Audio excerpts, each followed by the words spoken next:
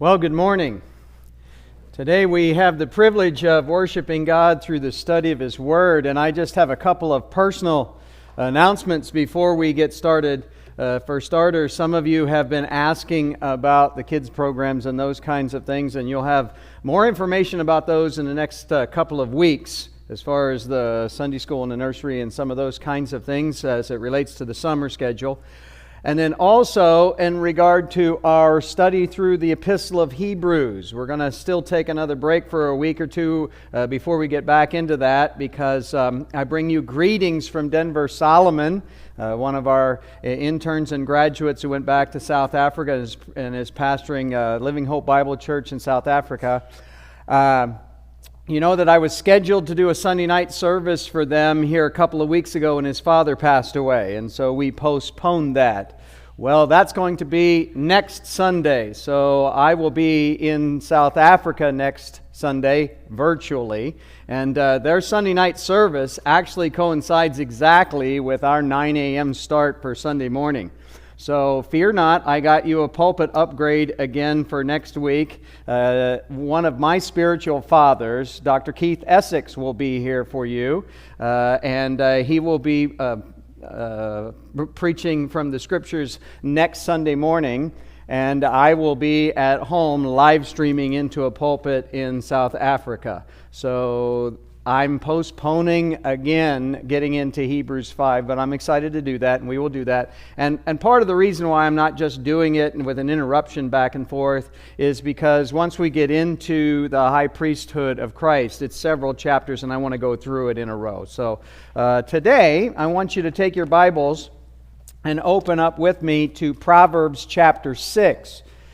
I told you I intended to preach through a portion of this last week when we did our Mother's Day message on what God expects of kids and children and sons and daughters in the household. And today I want to talk to you about the subject of foolishness. In fact, if you're looking for a title for today's message, it is Don't Be a Fool. Don't be a fool. Look, I already hear the grins and the giggles. But part of the reason why it comes across as humorous is because typically today when we think about being a fool or foolishness, we think of silliness. We think of things that are humorous, like kids running through the sprinklers and enjoying themselves. That's foolishness. They're going to get wet, and they're going to, but they're going to have fun, and it's completely fine to be a little bit foolish when you're a kid, and in some cases even when you're adult, and just having fun. But when the Bible talks about being a fool, it's not in a context of simply silliness or humor or anything along those lines. The term fool is used to refer to somebody that is either an unbeliever or is behaving in a way contrary to Scripture that therefore deserves to be punished and and their behavior will result in temporal and in, apart from saving faith, eternal consequences. In fact, in Psalm 14, you don't have to turn there, just listen as I read. Psalm 14, you'll actually probably remember this not from Psalm 14 or even from the parallel passage in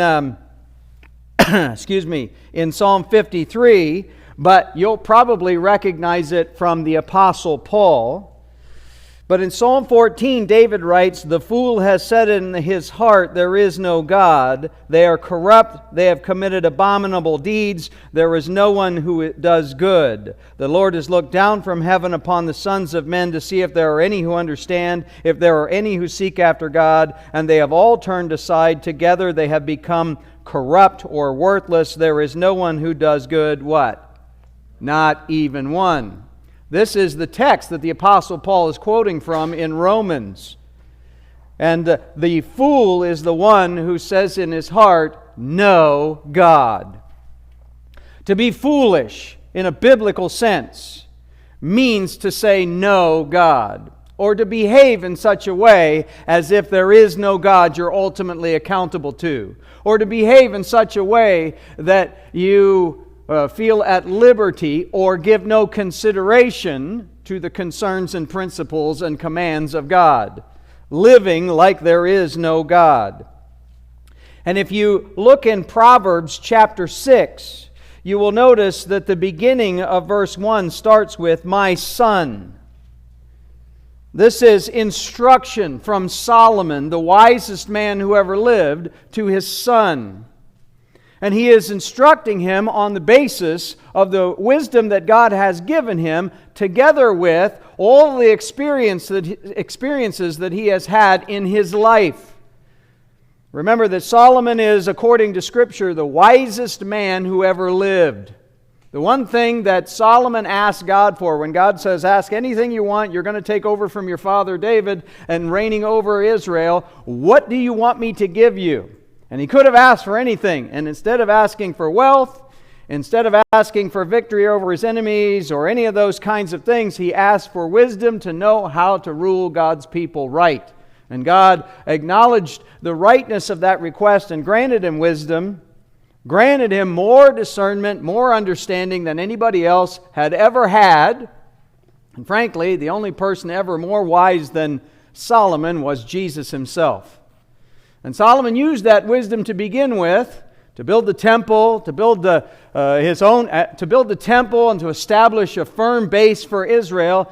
And then, having accomplished those things, he continued to apply it to the construction of his own house and the expansion of his own kingdom and his own economic prosperity and wealth, etc. And then by the end of his life, you read in the book of Ecclesiastes that he writes at the end of his life that he even used all of that wealth and all of that skill and understanding to write a bunch of songs, to do a bunch of partying, and to pursue every earthly pursuit under the sun to see if there was any real lasting satisfaction from it. And you know what he learned?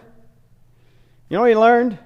The only thing that gives real joy, the only thing that gives real lasting satisfaction in this life is living for God. It's living for God. That's it.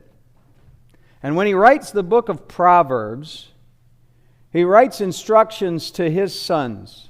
He writes instructions to those who are going to come after him, imploring them to be wise and not foolish. Because in a very real sense, you would have to say that the early part of Solomon's life is characterized by a faithful use of the wisdom that God gave him. And by the end of his life, he has made so many mistakes that he has also learned from, that he is certainly someone that really can be learned from, both with regard to what real wisdom looks like when you're behaving wisely, as well as foolishness.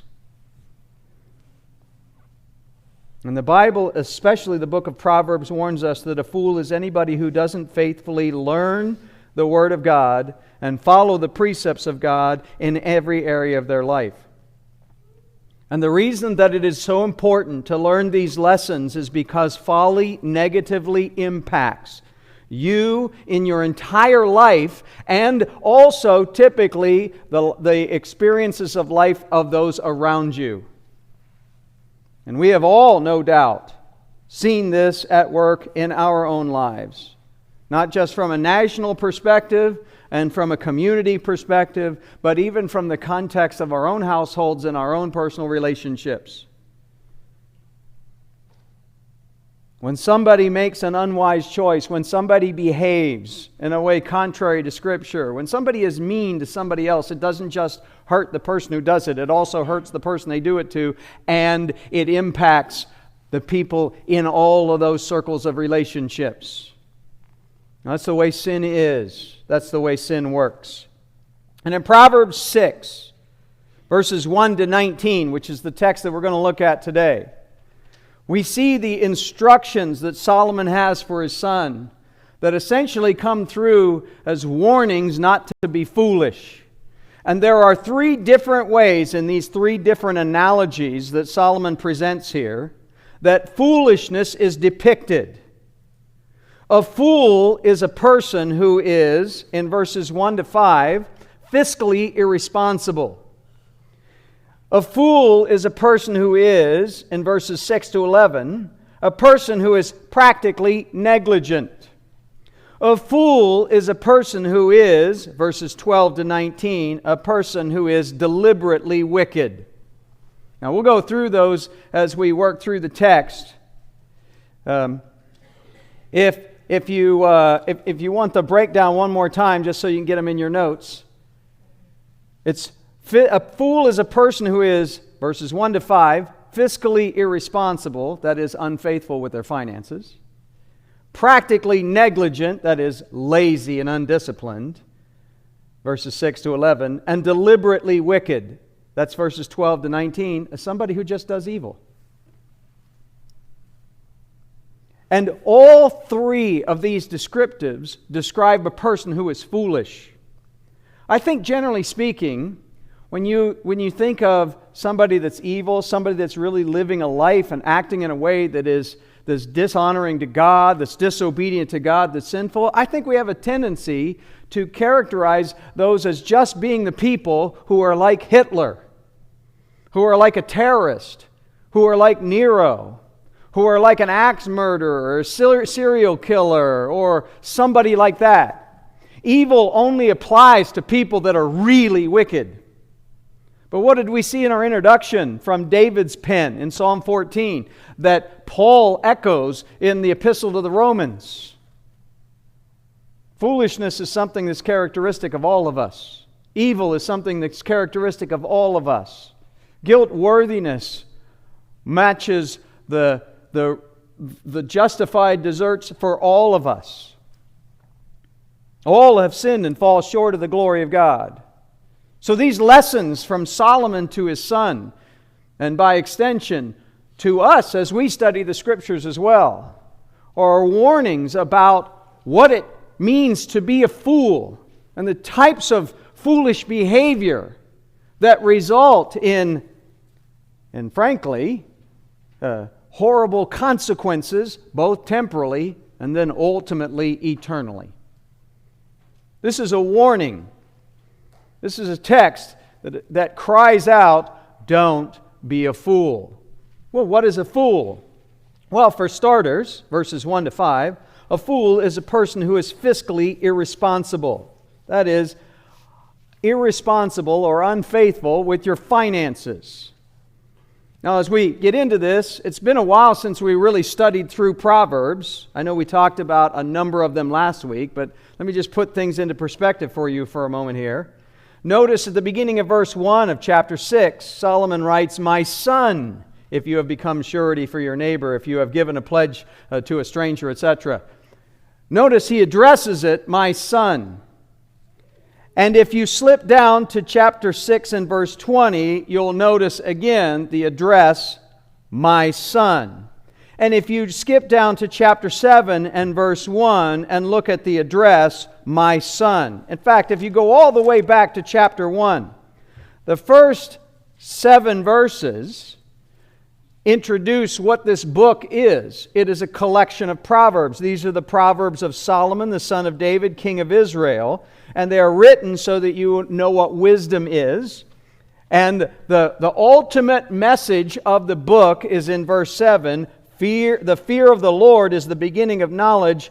Fools despise wisdom and instruction. So there is the very foundational message that this book is intended to convey. Wisdom begins by fearing God. And fearing God is not simply worshiping Him, but recognizing who He is and living in light of a healthy respect and fear of God that's manifested in characteristic behavior that's obedient to His commands.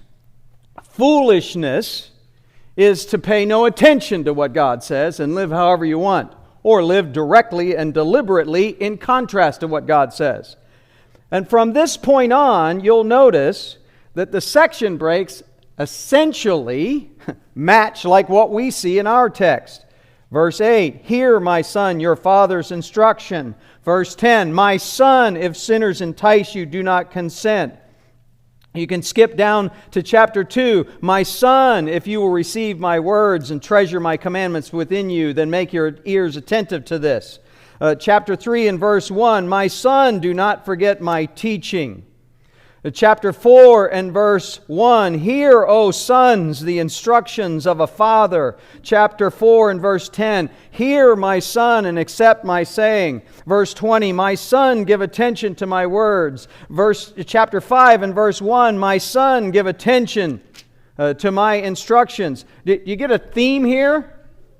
This is a father giving instructions to his son, sharing the wisdom that he has learned, beseeching him to pay close attention. Remember this. Take heed to what I'm telling you. This is important. This is essential. This is the nature of the whole book of Proverbs. Now, the book of Proverbs is also, this is going to sound really, really profound. The book of Proverbs is a book that contains proverbial statements. That means that these are not absolute concrete truths. In other words, there can be exceptions to these rules, but they'll be stated as absolute principles. Do you know what I mean? So when we talked about this a little bit last week, when you look at Proverbs 22 and verse 6, train up a child according to his way, and even when he is old, he will not depart from it. And a lot of people take that to be, you train up a child according to God's word, and then what you can be sure is that God promises when they get older, they'll never leave. Well, the his there in that single verse is most likely a reference to the child and not to God. So it's really a warning as opposed to a promise. So instead of train up a child according to God's way, what it's really saying is train up a child according to his own way, and even when he's old, he won't depart from it. In other words, you raise a child in a child-centered home, and guess what that child's going to be like when they get out of the house? Child, personally centered, selfish, self-centered, thinking the whole world, it revolves around them. Now, that is a principle, though. Regardless of how you translate it, that is still a principle statement. There are exceptions to the rule. You can be trained up in a household that honors God and be taught Scripture, and when you get out, you can go your own way. You can also be trained up and grow up in a horrible situation, a broken home where there's ungodliness and drunkenness and whatever else, and get saved, and the whole of your life gets turned around. These are, in Proverbs, not absolute statements, but principles. They are universal principles that are generally true. So, I say that again, even though we covered it last week, I say it again because as we look at Proverbs 6, especially verses 1 to 5, what you're going to see is, as it relates to indebtedness, it's a general principle regarding don't get in debt, not saying it's always wrong to borrow money. And given that we're going to do 19 verses, I don't have time to go through and fully elaborate on all of it. So just so you understand, that's how Proverbs work. Now, as we relate specifically to Proverbs 6, verses 1 to 5, notice that Solomon's point to begin with is that fiscal irresponsibility, not being faithful with your finances, is foolishness, and it results in negative consequences temporally. He says, "My son, if you have become surety for your neighbor, if you have given a pledge for a stranger, if you have been snared with the words of your mouth, if you have been caught with the words of your mouth, then do this, my son, and deliver yourself, since you have come into the hand of your neighbor." And then he gives instructions. If you have become surety, your Bible probably says for your neighbor. A better translation in this case would be to your neighbor. If you have given a pledge for a stranger, a better translation would be to a stranger. This isn't so much just that you have co-signed on a loan for somebody else and realized, oh, that was pretty dumb to do. This is, you have committed to a debt. You have taken on a financial debt that is beyond your ability to afford. This is that buying that car that is really outside of your budget. And then realizing after you get it home, oh my goodness, the insurance went up too. Oh wow, this car really goes through the gas. Oh my word. Well, we can't afford, and we just committed to 5 years for this. You know, in my day, I guess it is still my day. I'm still here. You know, come to think of it, when my dad says that, it doesn't make sense, does it? Since he's still here. That just hit me. I'm going to have to ask him about that this afternoon. Anyways, when I was young, see, I can say that because that ain't true anymore. When I was young, a car payment was at most 4 years, and the only way you get a 4-year loan on a car is if it's brand new. Right? I think they have 7-year loans now, maybe more. I don't know. Who would do that? If you have ever sat down across the desk from somebody trying to sell you a car, and I'm not saying that all car salesmen are corrupt. I know one for sure that isn't. There's only one, but there is one. Like there's an exception every. No, I'm kidding. So partly. You sit across the table from somebody trying to sell you a car. Do you know what they're interested in? Selling the car. Do you know what they're going to ask you? They're going to, how much can you what? Afford to pay? And that's what they're going to go after. Yeah, you know a question I will never answer? How much I can afford to pay. That's not part of the deal. How much are you going to sell me the car for? What if I pay cash? And if you negotiate all the way down to paying cash and then say, okay, now how about a loan on that? Oh, well, I can't do it for a loan. Liar. Anyways, look, they are trying just to get you to sign on the dotted line. You know who has to exercise fiscal responsibility in that context to decide whether or not you can afford to buy it? Well, you do. It's the same thing in buying a house. It's the same thing in going to the mall, if it ever gets open again. It's the same thing in going to the mall and buying Christmas presents or birthday presents or new outfits for the new season or whatever. It's the same thing. I'm going to go from preaching to meddling here, guys. It's the same thing with regard to purchasing tools.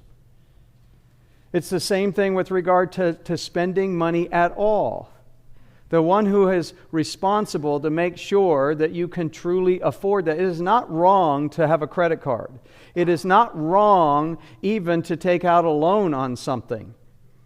But it is absolutely wrong. It is foolishness to commit yourself to take out a loan that is outside of your ability to fulfill the requirements of paying that off. And it is foolishness to commit yourself to something, well, you could pay it off, but you're going to have to eat ramen noodles for the next 11 years. You follow what I'm saying? And this is precisely what, and some of you go, well, I like ramen noodles. Yeah, well, you know what? You won't like them every meal for 11 years. Well, a lot of seminary guys live on those. And you'll notice that they're on the fast track to graduation because after about a month of every meal of ramen noodles, we're done. We're done. Okay? Listen, Solomon is saying, you need to be fiscally responsible, son. And if you are foolish enough to commit yourself to a loan that is beyond your ability really to handle, then you need to do everything within your power to get out from underneath that burden. That needs to become your number one primary temporal objective, is to get out from underneath that debt. If you have become surety, that is, you have committed yourself to pay back a loan to your neighbor. If you have given a pledge, shaken hands with somebody committing to pay this back to a stranger, and like I said, your Bible may say for your neighbor or for a stranger, but I think that if you even look at a parallel principle, just keep your finger here in Proverbs 6 and look over at Proverbs 22, you'll see the same thing summarized here. Proverbs 22:7, the rich rules over the poor, and the borrower becomes what? The lender's slave. The general principle you see in Proverbs is you borrow money from somebody and guess what? As long as you owe them, they own you. And that's the principle. Now, the same thing holds true if you co-sign on a loan. And some people say, well, see, this is just about don't co-sign. You know, if you take a look at what the Torah, the Pentateuch, Genesis through Deuteronomy, the first 5 books of the law of Moses say, it says that you don't loan at interest to fellow Israelites. There are no loans. There are gifts, and then there is a lending of resources to get you through the season. You can pay it back whenever you can. Because we're brothers. Because we're fellow Israelites. You only lend money out at interest to somebody who is outside of the covenant community. So when you're talking about the instructions that Solomon gives here, if you're talking about Jew to Jew, Israelite to Israelite relationships, there shouldn't be any lending of money at interest. So this isn't about meeting needs. This is about unwise spending and going into debt when you don't have to. This is about going into debt that is beyond your ability to pay back. He says, when you see that's the case, if you have become surety to your neighbor, if you've given a pledge to a stranger, your neighbor, meaning a fellow Israelite, and a stranger, meaning somebody outside the covenant community, you know what you need to do? You need to recognize that your behavior was foolish and you got trapped by a foolish decision. Or in some cases, with contemporary credit card debt, through a string of foolish decisions, an accumulation of foolish behavior. You know, the first thing you need to do if you find yourself in financial distress like this is acknowledge that you are there because you've been making unwise choices, unbiblical choices, choices that do not honor God with your finances. You need to stop and step back and go, whoa, everything I've been doing in this area is wrong. It dishonors God. I need to get a hold of this, stop and change. If you have been ensnared by the words of your mouth, you have been caught by the words of your mouth. You trapped yourself here. What you did was foolish. That's why you're in the situation you're in. And when you wake up and recognize that's your situation, you know what you need to do?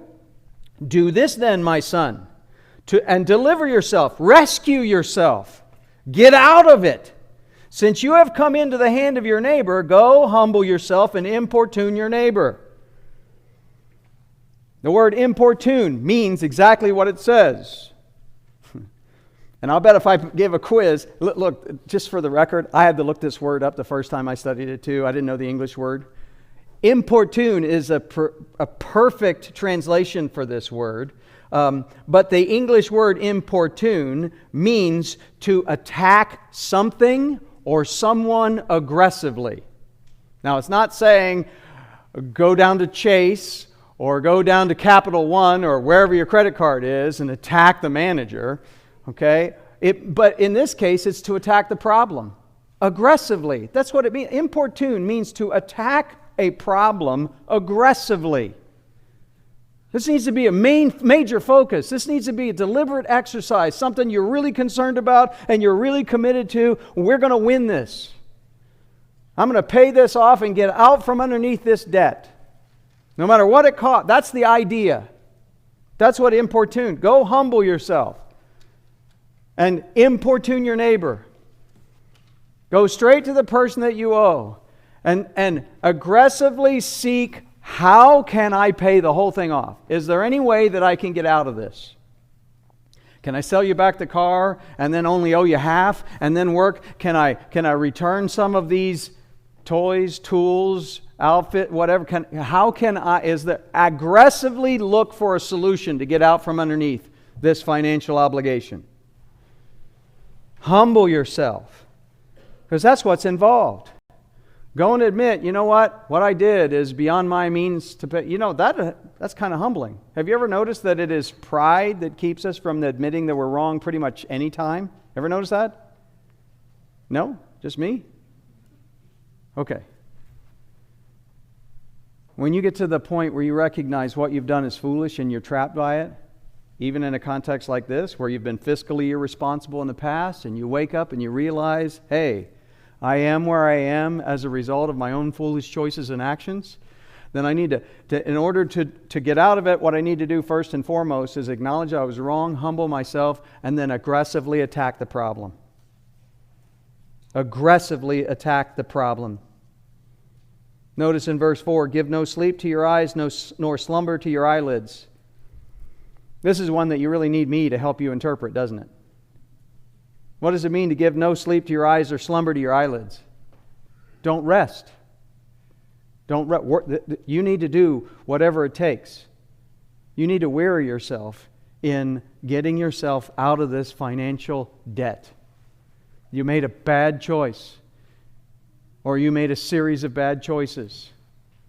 I need to humble myself and do whatever it takes to get out from underneath that. Give no sleep to your eyes, nor slumber to your eyelids. Verse 5, deliver yourself like a gazelle from the hunter's hand and like a bird from the hand of the fowler. When you talk about a fowler, it's somebody who traps birds in order to either sell them or train them and sell them, or train them and use them. And we talk about a hunter here. The word hunter is supplied, but that's what we're talking about. You know what a gazelle is, right? It's like a deer. What do you think happens to the gazelle when the hunter shows up? Gets butchered. The skin gets turned into shoes or sandals or whatever, little Gucci purses, whatever, and the meat gets eaten. As soon as a gazelle gets trapped or a bird gets ensnared, what kind of behavior can you expect from that animal that gets trapped? Oh, it's going to exhaust itself trying to escape. You know, there are some animals that when they get caught in a snare, they will chew off their own foot to get out. Now, I'm not saying go home and chew off your foot if you've accumulated a great credit card debt or something. But that's the imagery that Solomon uses. That's how seriously you need to take the foolish decision you've made in the past that made you financially obligated above your pay grade to whoever you borrowed money from. That's why he says to a neighbor or to a stranger. I don't care if it's somebody in the covenant community or somebody outside the covenant community. By the way, if it's somebody in the covenant community, what could your appeal be? You know what? I committed to pay you back with interest, and I was wrong in doing that. And I can't afford to pay it back. Can we work out some solution that honors God that gets me out of that? And if it's to a stranger, you know what? I have made a commitment that is beyond my means to be able to pay back. What can I do? How can I work it off? What extra stuff can I do to reduce that and have a light at the end of the tunnel with hope of getting out of it? And I need to work hard. I need to give no sleep to my eyes, no slumber to my eyelids. Doesn't mean you can never go to bed. Again, these are principles. What it means is I don't rest. I behave like an ensnared bird, like a trapped animal, desperately looking for a way out of the situation. Because of foolish choices, I've wound up in financial jeopardy, and I need to find a way out of it. The temporal consequence of a foolish choice is now I am ensnared by my own words, by my own foolish commitments, and I need to behave like I'm trapped and work diligently to get out of it. You know what this might mean?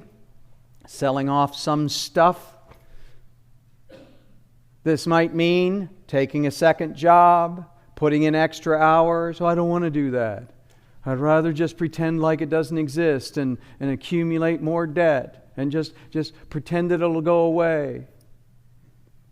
You know the only thing that'll happen when you do that, when you don't humble yourself, when you don't commit yourself to working out from underneath that, it just gets worse and worse and worse. You know what Solomon is saying to his son? Don't be a fool. The implication here is, don't be a fool to begin with and commit yourself beyond your means. But the primary principle in this text is, if you have been fiscally irresponsible, recognize you've been a fool and do everything within your power to get out of it.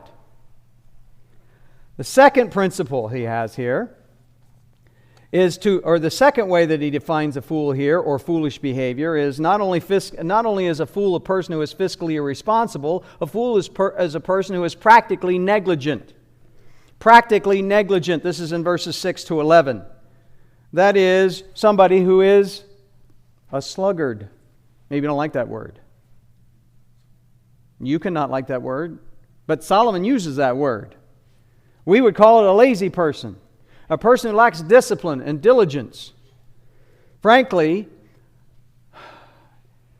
and I want to be careful and guarded and biblical in my assessment and presentation here. But if there's one thing that is characteristic in general about the contemporary American workforce, it is that by and large, we have gone from generations of Americans who have worked diligently, spent themselves in diligent labors, producing to the best of their ability the best work that they could so that they could provide better for their kids and leave something to their kids and their grandkids, and become over time a generation who feels entitled and who have, in some cases, retired. They're still getting a paycheck and they're still going to work, but they have retired years ago. The biblical principle related to work is you put in an honest, hard, faithful day's labor for an honest day's wage. And you do it not for your paycheck, not to secure a promotion, not so that your boss gives you a high performance evaluation, not so that you get a bonus, but because it pleases God. Again, remember, biblical wisdom is founded on the fear of God. Notice the instruction that Solomon has here, and he doesn't say "my son," which tells us that this instruction is still to some extent related back to the previous series of "my son, pay attention to this." He just talked about fiscal irresponsibility when you wind up realize that you've given your word on something, committed to pay off a debt that's above your pay grade. Oh, work diligently to get out of that. And here's the second illustration. Go to the ant, O sluggard, observe her ways and be wise, which having no chief officer or ruler, prepares her food in the summer and gathers her provision in the harvest. Learn the lesson from the ant. What lesson could I possibly learn from such a tiny little insect that when I find one in my kitchen, my wife goes, "Oh my goodness, call Clark." Or, is that who we use now? Yeah. So we have professional bug killers because I was never able to definitively kill every ant in the Antelope Valley. Finally, I just gave up and said, "Go ahead and hire them. And then you can call them and yell at them." And she does. "There's an ant!" I got to tell this story. Our first real exposure to ants up here in the Antelope Valley. See, I'm from Ohio. Ants in Ohio, they don't really come inside very much, but then, of course, we have rain. I know you've never heard of it here, but back in Ohio, we have rain. It's when water comes down from the sky. Anyways, so we had in the laundry room. It was the laundry room, right? Where the cat dishes were. We got up one morning and went downstairs, and the whole wall was just a moving black sea of ants going this way, right? I'm surprised that her squeal didn't wake all of you up, even those of you that were living out of state at the time. And so I had to make a trip to Home Depot or Lowe's or whatever it was and come back with bug spray and everything because they had found the cat water dish. And they literally were taking it right up the wall and through the vent. Oh my goodness. I still remember that. Well, you know what you can learn from ants? Have you ever noticed when you see that whole long string of ants, and the next time they come into your house and they find that little spill of apple juice or whatever, or they find your fruit bowl, or they find that pie you left out or something, and you see the whole train of them, Notice that about every 5 ants, there's one off to the side with a whip going, "Tsh, get going, tsh, come on, tsh, oh, you can carry more than that." Tsh. Do you see that? There isn't any of that, is there? There's no foreman on the job. There's nobody back in the nest with a checklist, despite what cartoons might show you. There's nobody back in the nest going, "Yep, Joey got the right amount. Josiah, not so much. Dan, yep, okay. Bobby, send him back out. He's only half full." Right? There's none of that. You know what? You know what every ant does? His job. Without an immediate supervisor, without a supervisor of supervisors, or without somebody that's of the highest rank checking up on all of the underlings. You say, well, they do have a queen. Yeah, you know what the queen's job is? Make more workers. You know what all of her attendants' job is?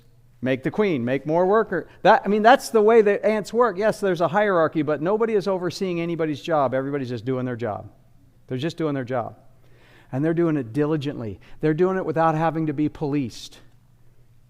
They're doing it without having to have their boss show up. You ever notice a person? Now, I'm not going to meddle here, so I won't ask if you've ever been this person. But have you ever noticed the person who's talking to everybody all the time, going and visiting everybody, spends a lot of time at the water cooler or whatever else, but when the boss shows up, oh boy, they quickly get busy? You know what I'm talking about? You know that kind of behavior? That's exactly the opposite of wisdom. That's exactly the opposite of godly behavior in a workplace.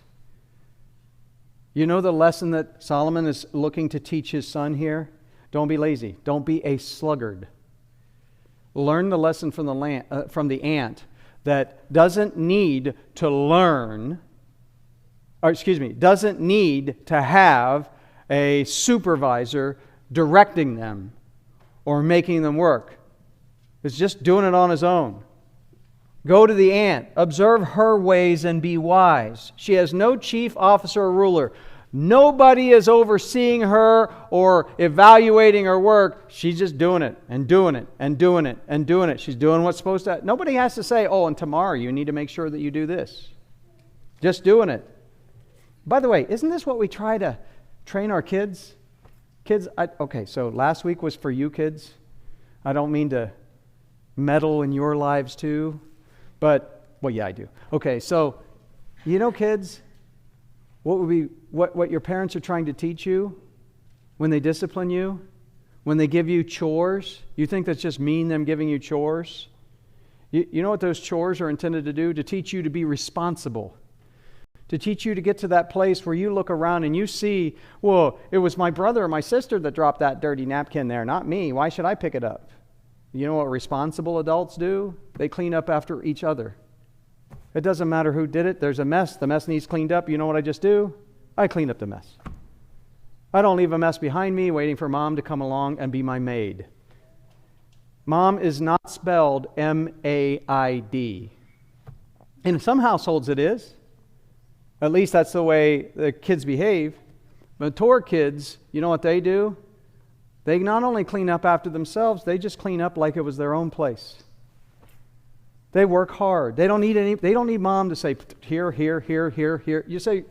You know what Mom should never have to say to kids? Clean up your room.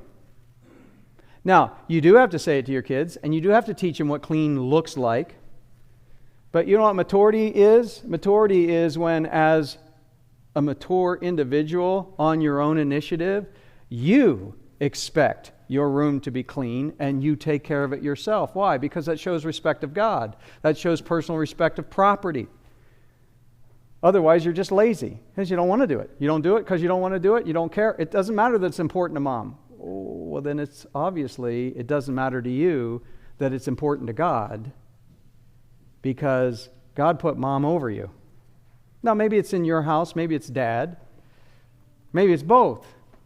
In any case, that there are still a great majority of people who are grossly immature with regard to being personally diligent in the way they live their lives. Being hardworking, not needing somebody to look over my work, but just genuinely doing my very best, putting a full day's work in for a full day's pay like God would expect of me. Say, well, yeah, but it's a big company. They can afford. I don't care what they can afford. The only thing I care about is what God thinks of me. I want to do my best in this context, period, because that honors God. And that's a faithful exercise of my gifts and a faithful use of my time. And all I care about is what God thinks of me. That's got to be you. That's the lesson that Solomon is looking to teach his son. Look at the ant and look at the way that she lives. Look at the way she conducts herself and be wise, implication, just like she is. What she does, that little ant does, is wise. It's wisdom. It pleases God. There's no chief, no officer, no ruler, and yet she prepares her food in the summer and gathers her provision in harvest. When there's work to be done, she does the work. And she works hard to be able to provide for herself when there's no longer access to food and to scraps. Look at the rebuke in verses 9 and 10. How long will you lie down, O sluggard? When will you arise from your sleep? A little slumber, a little folding of the hands to rest. It's a nice little ditty that says, I'm just going to take some time off. I'm just going to kick back. You know, in today's context, I'm just going to chain watch a few more shows. I'm just going to watch another ball game. I'm just going to take a little nap. I'm just going to spend a little more time at the water cooler.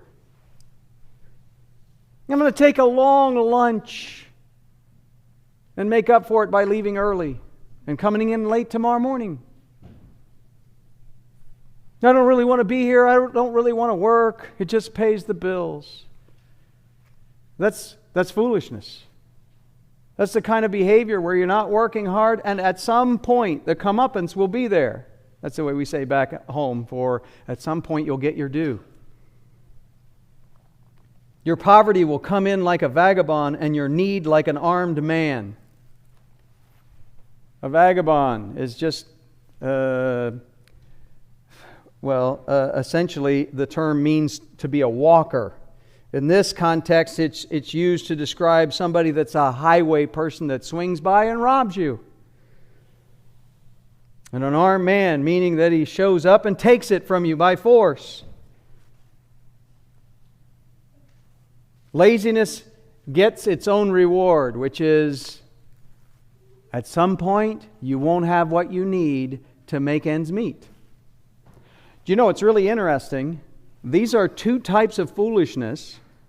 One that comes from making bad choices or a bad choice, and the other comes from not working hard to be constantly diligent so you can provide for yourself. Both of them result in the same thing. You can't make ends meet. You see that? And they're both foolish. A fool is a person who is fiscally irresponsible. A fool is a person who is practically negligent. Somebody who accumulates debt that they can't pay back or can't afford to pay off, or somebody who is lazy and doesn't work hard so that they can naturally provide for themselves.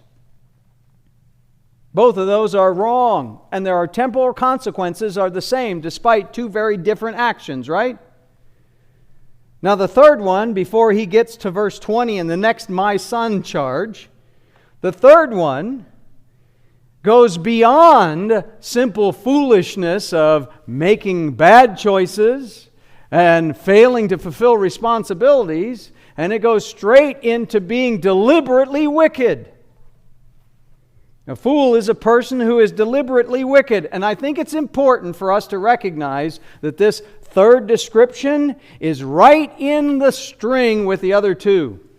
We have a tendency to look at those first two as though they're not bad, but the third one's bad. You know what?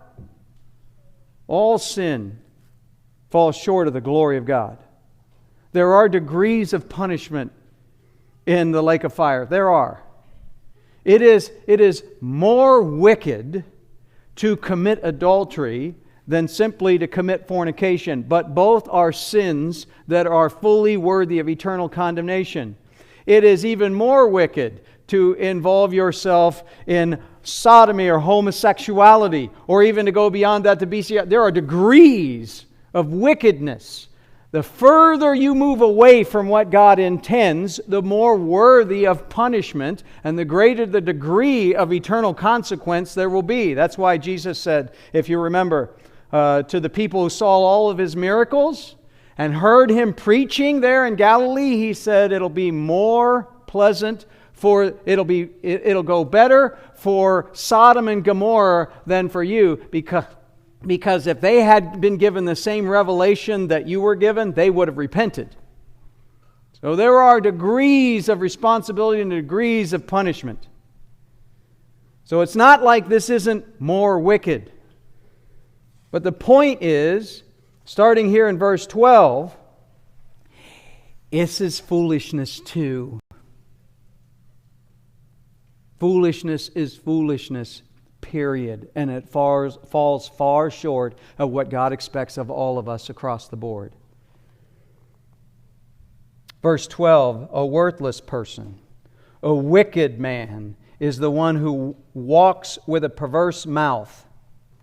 Sometimes the word pictures are,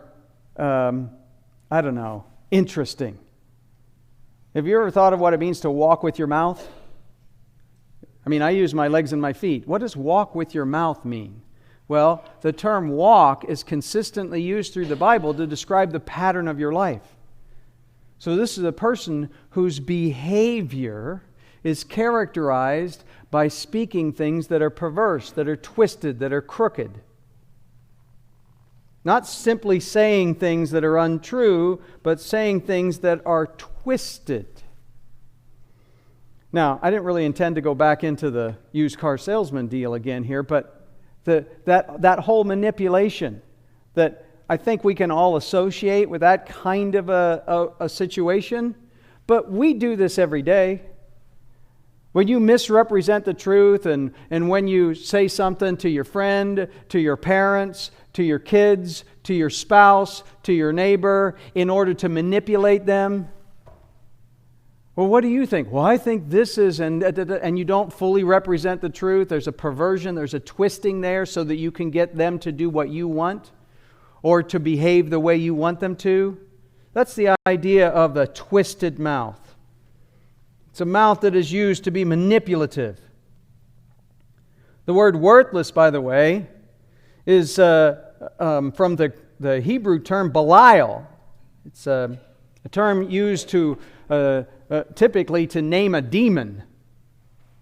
This is a worthless person. It means worthless in the sense of being truly good for nothing. It's a very negative descriptive. And the term wicked means wicked. It's actually the term awon in the Hebrew. It means it's a word normally translated iniquity, which speaks of sin deserving to be punished because it is a twisting or a corruption of what God intended. You know, a trespass is a term frequently used in the Old and New Testament, depending on the Hebrew or the Greek. But the word that normally get translated trespass means when you do something specifically forbidden. Sin is the most general term for sin, and whether it's chata or it's hamartia, and those terms mean to basically miss the target, to fall short of what God expects. All sin is sin. All sin falls short of what God expects. A trespass is when you do something that is specifically forbidden. Iniquity is when you particularly deserve to be punished because what you did is a perversion. It's a twisting or a corruption of what God actually intended. Now you're going to see how that works out in the rest of the description here. A worthless person, an iniquitous person, a wicked person, is the one who walks with a perverse mouth, who lives in a way that is characterized by what they say being twisted. He winks with his eyes, he signals with his feet, points with his fingers. I don't think it's hard for you to be able to pick up on this, right? Follow me? Wink, wink, wink. Got it? Now this is what we're going to do. Points with his fingers. Maybe does it with his foot. These are sign language terms that are used to say, I may be saying one thing, but I'm giving signals to somebody else that there's really a secondary intention here. With perversity in his heart, continually devises evil and spreads strife. That word strife could also be translated discord. In his heart. Remember in the Old Testament, the term heart, in the Bible, the term heart doesn't refer to the heart that normally, doesn't refer to the physical body part that pumps blood, and it also does not refer to your emotions. The heart refers to the decision-making part of your body. That's just the way biblical writers referred to your thinking process, your intentions, how a person thinks in his heart, so he is. If you really want to be biblical next Valentine's Day, then instead of giving your wife or your husband a heart-shaped Valentine's, I love you with all my heart, instead give her a card cut out in the shape of intestines and say, I love you with all of my bowels. Because that's the term that's normally used in the Old Testament to refer to your emotions and feelings. That'll be the one part of this message that you all remember. With perversity in his heart. Not how he feels, but how he thinks, what his intentions are. He continually devises evil. He's continually looking for ways to hurt people or take advantage of people or get his own way. This is foolishness. Just like the other two descriptions are foolishness. Continually devising evil and spreading strife. Or discord. You know what discord is? You know what strife is? You ever have heated fellowship in your home? Do you know what heated fellowship is? We call that an argument. A fight. That ever happened in your house? No? It happens once in a while in our house. Do you know where all those arguments come from? In fact, it's been a while since I've been here. I may have to do, for the one more before I get into Hebrews, I may have to do James 4 again, but do you know where conflicts come from?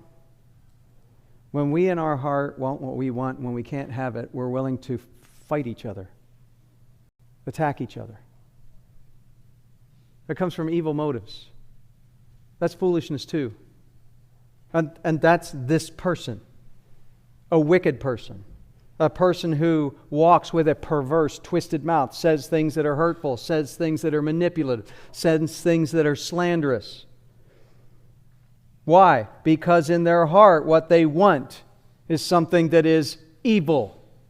We have a hesitancy of applying that term to ourselves, but when you fire off a hateful word, when you tell a lie, when you look at a woman with lust for her in your heart, when you disobey your parents, that's evil. We like to use the word sin and soften it as though that's a soft word. But it's evil. And spreads strife, spreads discord, creates fights and contentions within the house. Therefore, his calamity will come suddenly and instantly. He will be broken and there will be no healing. No fix to the situation. He will be ruined or shattered. Whether it's the loss of all relationships. You know, you behave in an evil way like this. When you behave as a troublemaker, you know what happens? Pretty soon people start to realize you're the reason there's so much fighting around here. You're the reason that nobody can get along. As soon as you show up, things go bad. And pretty soon people start to what? Stay away from you. Ever known a person like this and then you just start staying away from them and your life suddenly gets better? There's a lot less contention. Yeah. You know, that salesperson that takes advantage of everybody. Pretty soon nobody shops there. So you know what he's got to do? Pack up and move to some other town and start over. Now this is what Solomon is saying. A worthless person in time, calamity will suddenly come. There will be a collapse, and no rescue, no fix to the situation. You want to know why this is the case? Verses 16 to 19. There are 6 things which the Lord hates. Yes, 7 which are an abomination to Him. This is where we'll wrap up this morning. You ready? 6 things which the Lord hates. Yea, even 7 which are an abomination to Him. I like the way that says that. That's a poetic kind of a way to say, I'm going to tell you that let me tell you 6 things. No, come to think of it, there's 7. And by the way, I could even go longer than that, but these are just the 7 I'm going to hit. That's what that device, that poetic device is meant to convey. This doesn't mean these are the only 7 things that God hates, but there are 6 things God hates. 7 is what I'm going to tell you, because you need to understand that God hates these things. Notice it says, which the Lord hates. By the way, Lord is in all capital letters. That means it actually in the Hebrew text has the covenant name for God, Yahweh, there. This is His proper name. Yahweh, the covenant God of Israel. And this is Solomon instructing his son, the God of our nation, our God who loves us and made us His own. God hates 6 things. Indeed, there are 7 things. These 7 things I'm going to list, which are an abomination to Him. That word hates is a very strong word in the Hebrew. Do you know what it literally means? It means to hate. To treat somebody, to view somebody as an enemy. God hates these things. They are an abomination to Him. That word abomination through the Old Testament is consistently used to refer to the worst kinds of offenses in the sight of God. Like eating the meat of unclean animals that are specifically forbidden for the nation of Israel to eat. Involving yourself in gross acts of immorality like sodomy and bestiality, or presenting your children as offerings to false gods and having them pass through the fire to Molech as though somehow that's going to provide a good harvest for you. That word abomination is consistently used through the whole Testament to describe the most offensive acts against God. And in this context, Solomon uses it to describe these 7 things. And I want you to notice they're all related to either body parts or the way we behave in our relationships with each other. Do you know what God really hates? You know the ultimate picture of foolishness that God hates, that He despises, that He views as abominable? 1, haughty eyes. Literally, it just means eyes that are high, eyes that are lifted up. Now, when we use this kind of terminology, we don't talk about the eyes. What do we say? He walks around with his, what is it? Nose in the air. We focus on the nose. Well, in an Old Testament context, that expression was always tied to the eyes. His eyes are lifted up like we are beneath His notice. This is a picture of pride, right? This is a person that thinks they're better than other people. God hates that. If you think you're better than anyone else or everyone else that's equally created in the image of God just like you are, whether it's because you're rich and they're poor, you're healthy and they're sick, you're prominent and they're not, you're righteous, like the scribes and Pharisees, you're righteous and they're tax collectors and sinners. That haughty attitude, those haughty eyes, that arrogance, that self-importance, that is an abomination to God. It's amazing that the same terminology is used to describe arrogance and haughtiness as is used to define gross immorality and offering children as sacrifice to idols. That's something God hates. That's the point Solomon is seeking to get across to his son. You want to know the secret to not being foolish? Fear God. Recognize that God hates not just really wicked sins. God hates pride. God hates a lying tongue. You know what a lying tongue is? Telling things that are untrue. Speaking untruth. Period. Ever. Somebody says, well, the boss came in and said, who did this? And I didn't say anything. Then he asked me directly, did you do this? And I said, no. And I said, well, did you do it? Well, yeah. But I couldn't tell him I did it. I would get fired. You know what that is? That's a lying tongue. God hates it. If you really fear God, if you really love God, if you really recognize God for who He is, you know what your speech will be characterized by? Truth, no matter what it costs you. Truth. God hates lying, just like He hates child sacrifice, just like He hates gross immorality, just like He hates pride, just like He hates hands that shed innocent blood. Why refer to hands shedding innocent blood? What are your hands for? What are your hands for? To do stuff, right? When you do stuff that hurts people. Notice he says innocent blood.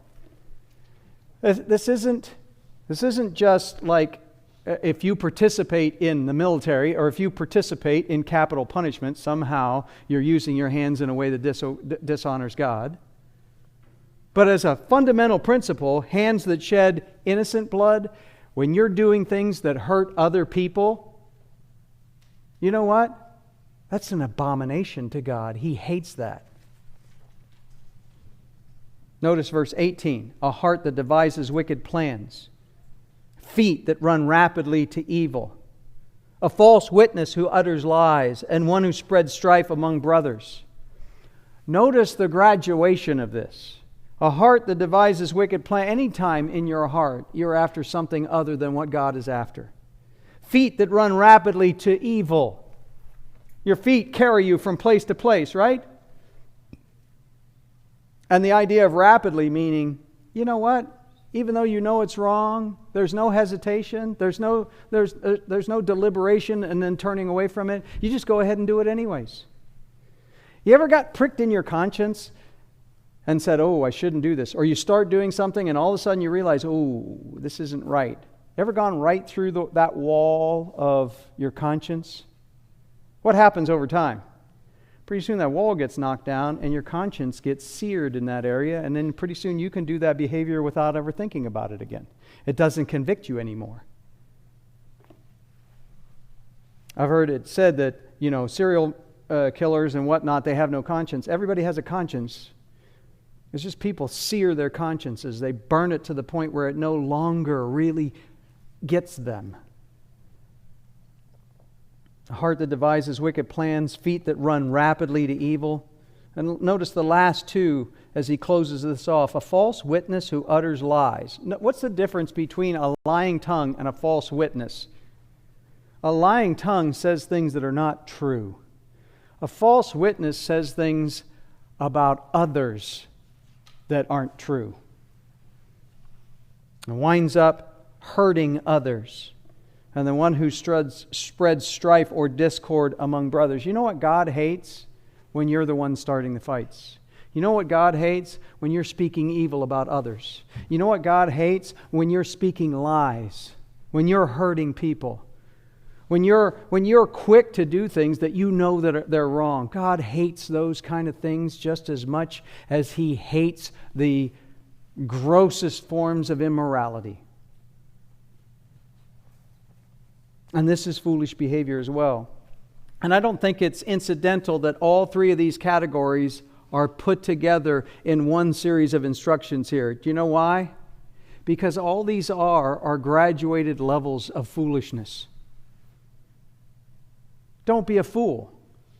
Don't be a person who's fiscally irresponsible, who's unfaithful with your finances.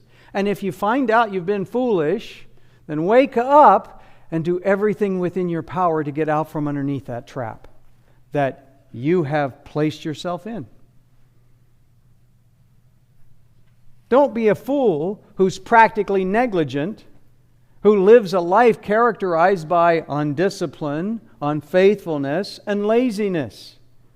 If your life is about your entertainments and about your fun, rather than finding a great deal of satisfaction out of doing the best you can every day at the task at hand and finding satisfaction from putting in a full day's work and to get a full day's pay, then you're not living your life in a way that truly reflects a fear and a respect of God. And maybe you're not being deliberately wicked all the time. But if there are ways in which this last text confronted you, either in your pride or your untruthfulness or your anger or the meanness that you do or the way you're creating conflicts around you, recognize that you're doing things that God hates. And you need to repent of those types of behaviors and those types of attitudes and change. Don't be a fool. You know why? Because God hates fools and He hates foolishness. You know what Jesus taught us in John 4? You know what God is looking for? People who worship Him in spirit and in truth, with all their hearts, in accordance with His Word, because He's worthy of it. Amen? Father, thank you so much for this day and for your word that instructs us. Thank you for every soul here. May it indeed be that through your word you might convict us of sin, provoke us to righteousness and righteous behavior, not simply so that we can avoid the temporal consequences that are associated with foolishness, but most particularly so that we might live in a way that truly glorifies you until you return for us.